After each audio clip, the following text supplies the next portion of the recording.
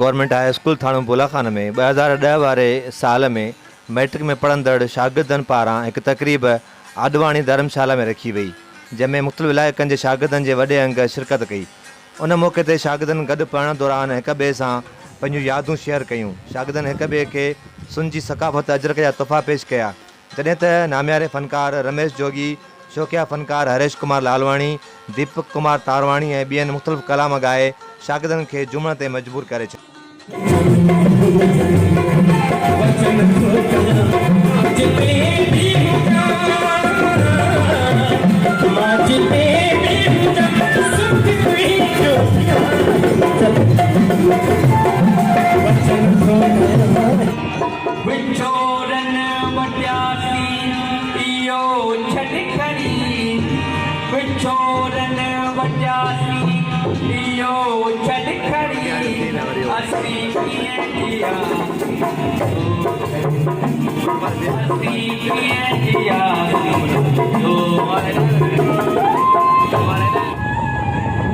मुझे तुझी कमी महसूस किए हर चाह पी हर महफिल में, मुझे तुझी कमी महसूस किए तुझो याद समाए रखिम दिल में, तुझो याद समाए रखिम दिल में, हर तुझी कमी महसूस किए हर चाह पी हर महफिल में, तुझी कमी महसूस किए हर चाह पी हर महफिल में छॾियो। तकरीब में मुख़्तलिफ़ महिमाननि खे पिणु अजरकनि जा तोहफ़ा ॾिना विया। उन मौक़े ते शागिर्दनि दीपक कुमार तारवाणी, अदनान मेमण, मक़सूद मेमण, रऊफ़ हमलाणी ऐं ॿियनि चयो त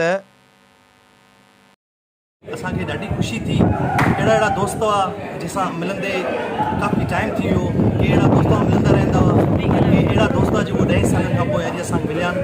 असांखे ॾाढी ख़ुशी थी आहे। बुलाखान शहर में गॾु पढ़ाई माशाल्लाह जेके दोस्त आहिनि असांजा उहे हिक में जान पहचान आहे ऐं राब्तो कॉन्टेक्ट वग़ैरह आहे, हुन हिसाब सां ख़बर पइजी थी वञे त केरु किथे केरु छा पियो। असांजी ख़ुशी जहिड़ी ॻाल्हि आहे ऐं दोस्तनि जी वॾी महिरबानी जिन असांजो क़ीमती वक़्तु ॾेई पंहिंजे असांखे आया ऐं के किथां आया आहिनि, के नवाबशाह मां, के सांगण मां आया आहिनि, के बदीन मां आया आहिनि। 2011 तमामु उहो दौर माना बेहतरीन दौर हुओ, उन में माना प्यार मोहबत हो ऐं इहो उखरो माना मज़ाक मस्ती हुई पंहिंजी। ठीक है 2010 में असां 6 दोस्त विछड़े अॼु 11 साल थिया। 2021 हले पियो। 2021 में असां दोस्तनि सां न मुलाक़ात करे सघियासीं, न असां दोस्तनि जो मेला थी सघियो। अॼु 11 सालनि खां पोइ असांजो मेला थियो, जिते असां थाणा बुलाखान में असांजी गैदरिंग थी आहे। उहा असांजी व्हाट्सएप जे ज़रिए असांजी पहिरियां ग्रुप ठही, उन में असां इकट्ठा थिया आहियूं, गॾु थिया आहियूं। उन गॾु थियण खां पोइ असां बुलाखान में गॾु थिया, असांजी गैदरिंग थी आहे, तमामु सुठी पार्टी थी आहे, मौसीक़ी जो प्रोग्राम बि थियो आहे। असां दोस्तनि पाण में गपशप कई आहे, तमामु माना सुठो फील थियो। 11 साल खां पोइ असीं क्लासी फेवर शागिर्द गॾु थिया आहियूं। असांखे तमामु घणो मज़ो अचे पियो हिते। इहो सॼो क्रेडिट भाउ रऊफ़ हमलाणी खे थो वञे, जंहिं असांखे ग्रुप ज़रिए गॾु कयो, व्हाट्सएप ज़रिए, ऐं असां सभिनी विछड़े शागिर्दनि खे गॾु कयो जेके कंहिं राब्ते में कोन हुआ। उहे यादूं ताज़ा कयूं, जेके यादूं असीं